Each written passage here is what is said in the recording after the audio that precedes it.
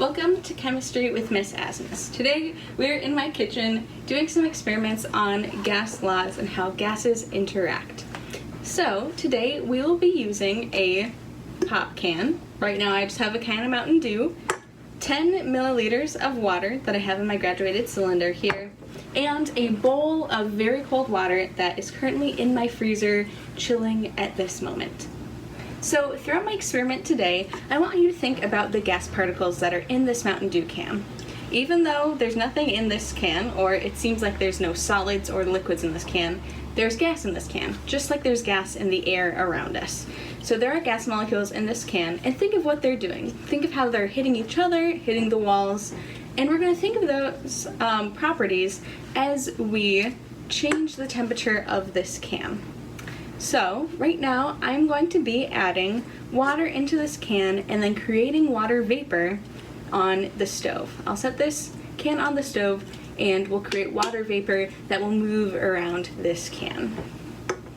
So here the water goes into the can, and now my stove is on and I'm going to set this on there and watch until steam is coming out so that we know that that water is turning to vapor, is turning to steam. While that can is on the stove with that water turning to vapor, liquid turning to gas, let's talk about those three gas laws we learned earlier this week. The first is Boyle's law. That's the relationship between pressure and volume. So think back, how are pressure and volume related? So one way to think about this is when we decrease the volume, when we compress a gas, do the gas particles hit the walls more, collide with the walls more or less? And if we compress it, they're going to be hitting the walls more often since there's less empty space, which means the pressure is going to increase since gases create pressure by colliding with the walls of their container. The second law we learned about was Gay-Lussac's law, and that is the relationship between pressure and temperature. So when we increase temperature, what's happening to those particles? They're moving more, and so they're moving more rapidly. They're going to hit those walls more often. More collisions means a higher pressure as well. Then the last one was Charles' law, and that's the relationship between volume and temperature. So if we increase the temperature, those molecules are going to be moving faster and faster. They're going to be hitting the walls more and more, which means it's going to expand. So a higher temperature means a higher volume. So today we'll be dealing with all three of these concepts, and I want you to make a prediction. So now I'm going to take out my cold water. We'll be going from an initial high temperature of this water vapor, and I can see it rising out of the can right now. So we have water vapor that is at a high temperature inside of this can moving around, and we have a very cold bowl of water right here, and I'm going to be putting that can upside down into this bowl of water. So now is the time to make a prediction. When we move something that's really hot to really cold, what will happen to the pressure in that can, and what will happen to the volume of that can?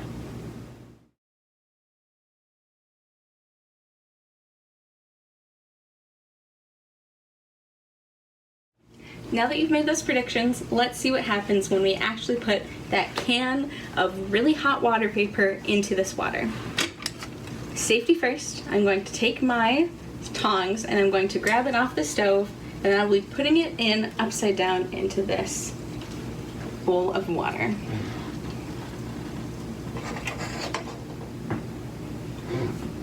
So here's my hot can.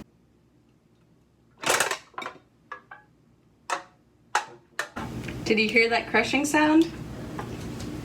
You can see that this can has been crushed. And I didn't do that with the salad tongs. I simply placed it in the water and it was crushed. So now let's create an explanation. Why did this can crush? Why did the volume decrease?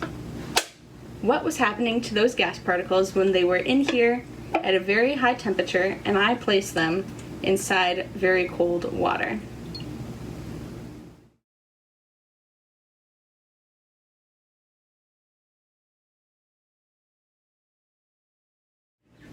awesome job making those explanations. So, we are thinking about those gas molecules in this can. They're moving around at a really high speed, and then we take them and we put them in the cold water, and right away they start to condense back to water from the gas that they were. This means that there's empty space in our can. Those molecules aren't hitting the wall as much. So that pressure inside the can is decreased, and the pressure outside the can increases. And so, when we put it in, when temperature decreases, so does volume. Those molecules moving around less, they're not moving as fast because they're getting cold right away, which means they're not hitting the walls as less. And when that happens, that volume comes in and it goes down. And that is what Charles' law tells us. And you can try this at home. All you need is a stove, a can of pop, and 10 milliliters of water, or just means a little bit of water, and then a bowl of cold water. Happy sciencing!